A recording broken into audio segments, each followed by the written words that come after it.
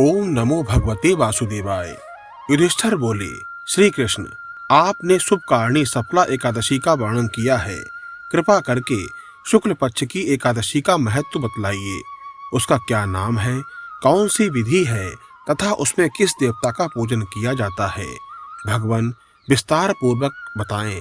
भगवान श्री कृष्ण ने कहा, राजन, पौष के शुक्ल पक्ष की जो एकादशी है उसका नाम पुत्रदा एकादशी है। सुनो महाराज, संसार के हित की इच्छा से मैं इसका व्याख्यान करता हूँ। राजन, पूर्वोक्त विधि से ही यत्न पूर्वक इसका व्रत करना चाहिए।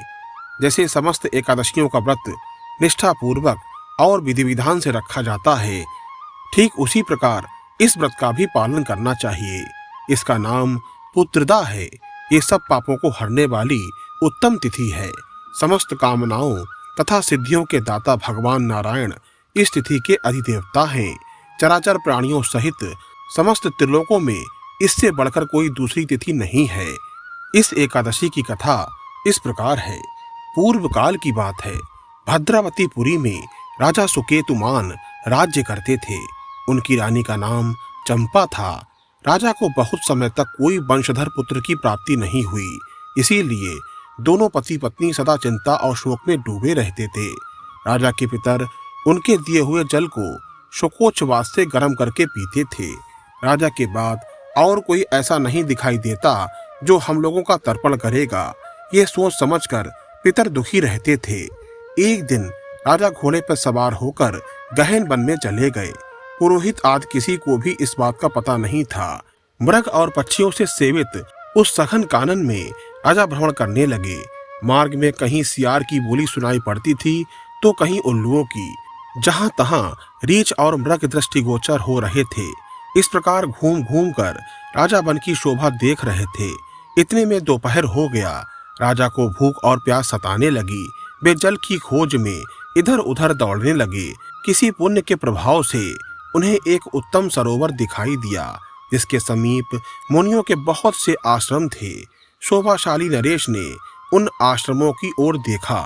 उस समय शुभ की सूचना देने वाले शगुन होने लगे। राजा का दाहिना नेत्र और दाहिना हाथ फड़कने लगा, जो उत्तम फल की सूचना दे रहा था। सरोवर के तट पर बहुत से मुनि वेद पाठ कर रहे थे। उन्हें देखकर राजा को बड़ा हर्ष हुआ।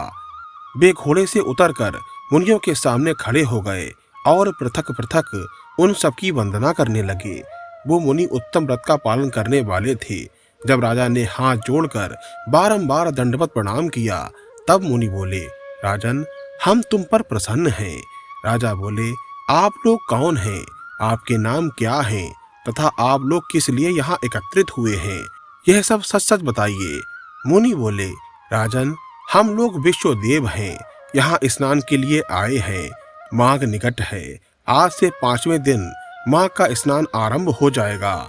आज ही पुत्रदा नाम की एकादशी है, जो व्रत करने वाले मनुष्य को पुत्र की प्राप्ति कराती है। राजा ने कहा, विश्व देवगण, यदि आप लोग प्रसन्न हैं तो मुझे पुत्र दीजिए। मुनि बोले, राजन, आज के ही दिन पुत्रदा नाम की एकादशी है। इसका व्रत बहुत विख्यात है। तुम आज ही उस उत्तम व्रत का पालन करो। भगवान केशव के प्रसाद से तुम्हें अवश्य पुत्र की प्राप्ति होगी। भगवान श्री कृष्ण आगे बताते हैं, युधिष्ठिर, इस प्रकार उन मुनियों के कहने से राजा ने उत्तम व्रत का पालन किया। महर्षियों के उपदेश के अनुसार विधि पूर्वक पुत्रदा एकादशी का अनुष्ठान किया।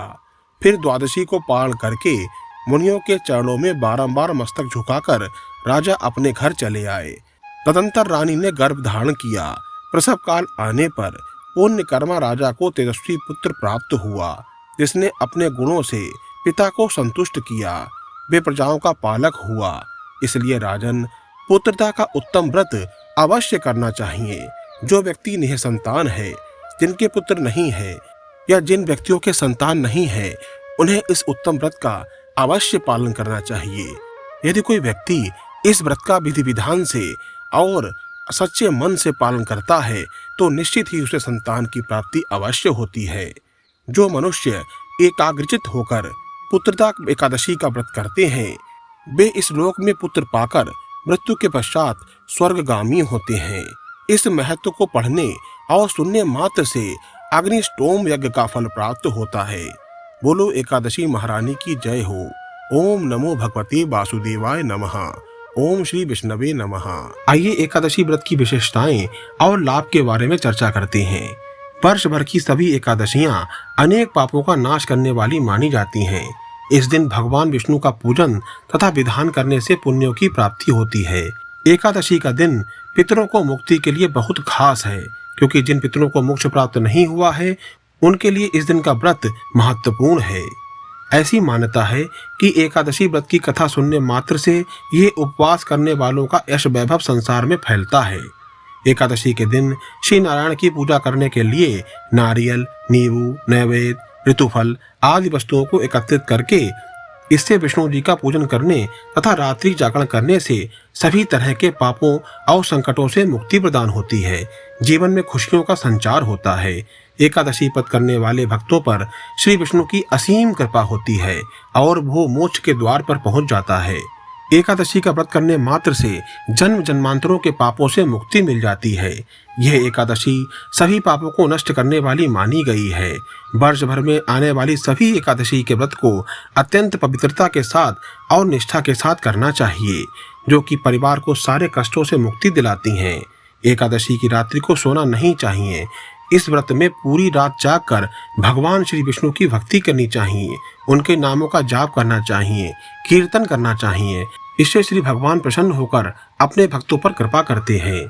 जिन्हें पुत्र की प्राप्ति नहीं हो रही है उन्हें पुत्रदा एकादशी का व्रत अवश्य करना चाहिए।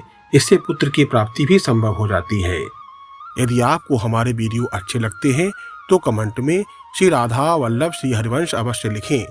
चैनल को लाइक करें, सब्सक्राइब करें और शेयर करें। मिलते हैं एक नए वीडियो के साथ।